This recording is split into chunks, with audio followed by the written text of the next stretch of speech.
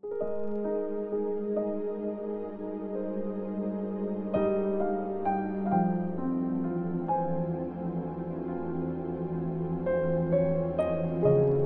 John chapter 4. Ang totoo at ang pekeng espiritu.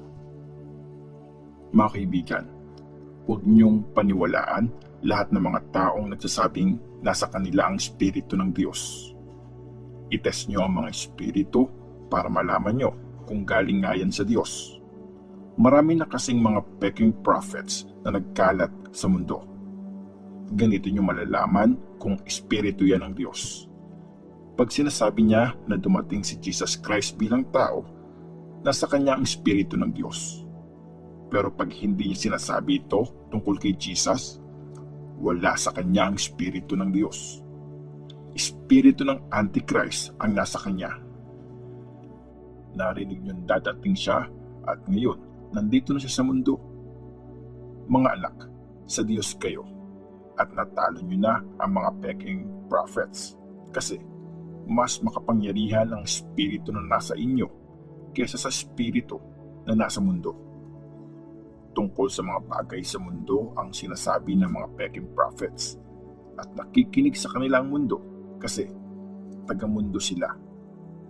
Pero sa Diyos tayo, nakikinig sa atin ang taong kumikilala sa Diyos, pero hindi nakikinig sa atin ang walang relasyon sa Diyos. Ganito natin makikilala ang espiritu mula sa espiritu ng kasinungalingan. Ang Diyos ay pagmamahal. Mga kaibigan, magmahalan tayo kasi galing sa Diyos ang pagmamahal. Ang taong nagmamahal ay anak ng Diyos at kilala niya ang Diyos. Pag hindi nagmamahal ang isang tao, ibig sabihin, hindi niya kinikilala ang Diyos kasi ang Diyos ay pagmamahal. Pinakita ng Diyos ang pagmamahal niya sa atin nung pinadala niya sa mundo ang kaisa-isa niyang anak para magkaroon tayo ng buhay dahil sa Kanya. Ang totoong pagmamahal ay yung pagmamahal ng Diyos sa atin at hindi yung pagmamahal natin sa Diyos. Pinadala niya ang anak niya bilang sacrifice para mapatawad ang mga kasalanan natin. Mga kaibigan, kung ganito tayo kamahal ng Diyos, dapat lang na mahalin natin ang isa't isa. Wala pang nakakita sa Diyos, pero kung nagmamahalan tayo, nasa atin ang Diyos at nagiging perfect sa atin ang pagmamahal niya.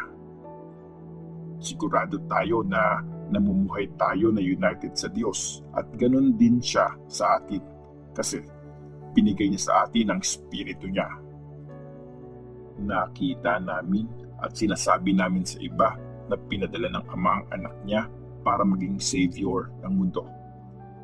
Nakikipag-isa ang Diyos sa lahat ng nagsasabing si Jesus ang anak ng Diyos at nakikipag-isa din sila sa Diyos. At alam natin at naniniwala tayo sa pagmamahal ng Diyos sa atin. Ang Diyos ay pagmamahal at ang mga nagmamahal ay namumuhay na may pakikipag-isa sa Diyos. At ganun din ang Diyos sa kanila.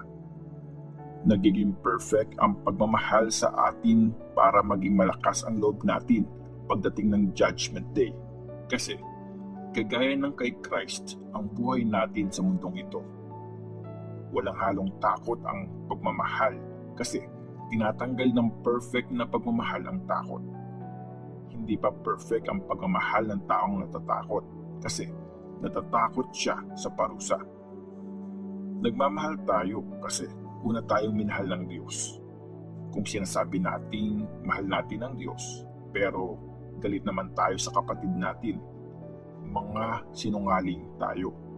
Kasi paano natin mamahalin ng Diyos na hindi natin nakikita kung yung kapatid na nakikita natin ay hindi natin kayang mahalin?